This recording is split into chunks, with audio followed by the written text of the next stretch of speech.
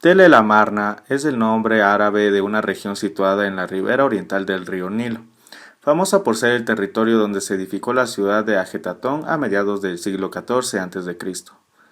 El faraón Akenatón dio la orden de construir esta ciudad en el quinto año de su reinado, convirtiéndose en la capital de Egipto, sirviendo culto al dios Atón, representado por un disco solar. Esta antigua ciudad se encontraba ubicada entre Tebas y Menfis, las ciudades que eran de suma importancia en la antigüedad.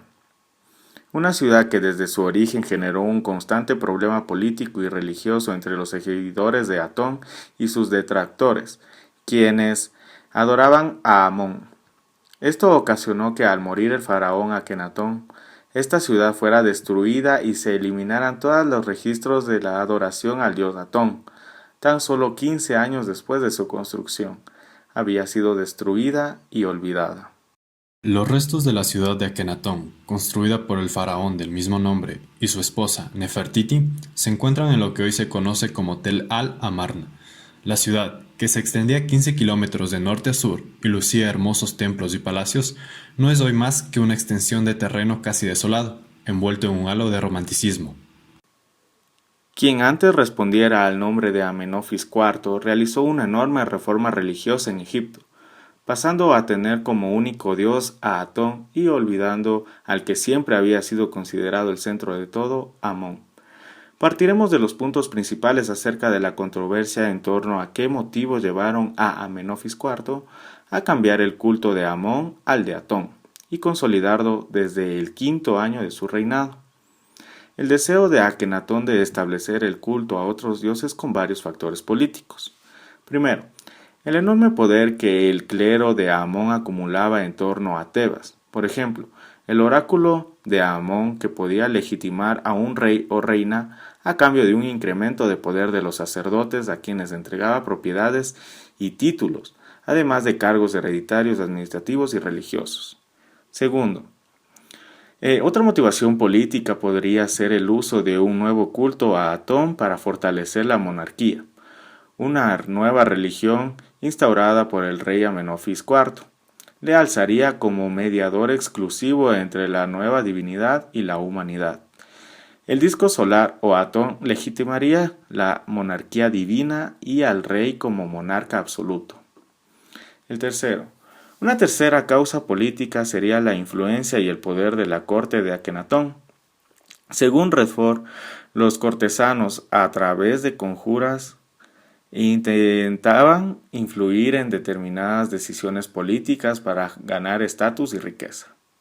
Y por último, Akenatón pretendía, al instaurar el nuevo culto, proveer una imagen de un imperio fuerte y unido frente al exterior, especialmente los hititas, para impedir que los reinos vasallos estableciesen alianzas en contra.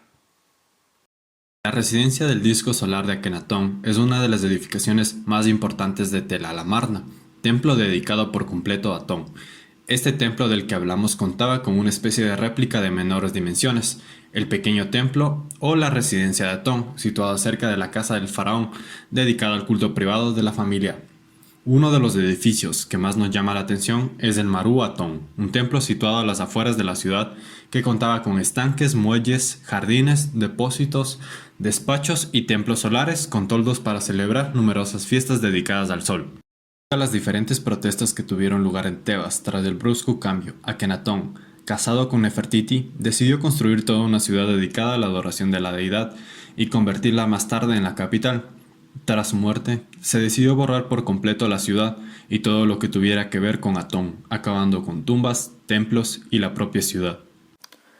Los primeros en instalarse fueron los nuevos funcionarios que siguieron al faraón. Cada uno eligió el sitio y el tamaño de su casa. Había graneros y almacenes donde se guardaban los alimentos y los artículos que se intercambiaban por bienes necesarios para la familia.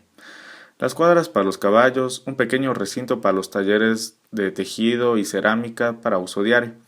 No faltaba una huerta y un pozo, ni los establos para animales domésticos.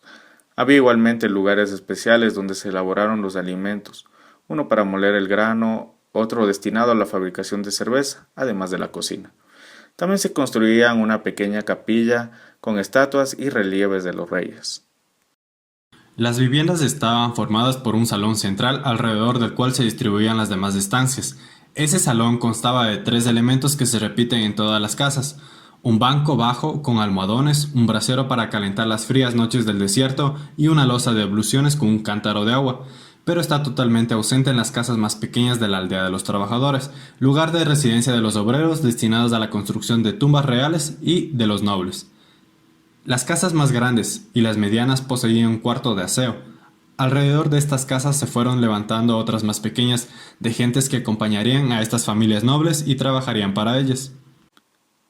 En Amarna no había un barrio de ricos y otro de pobres, sino que cualquiera podía elegir el lugar de su vivienda. Así, la ciudad se fue llenando de habitantes llegados de otros pueblos y ciudades de Egipto.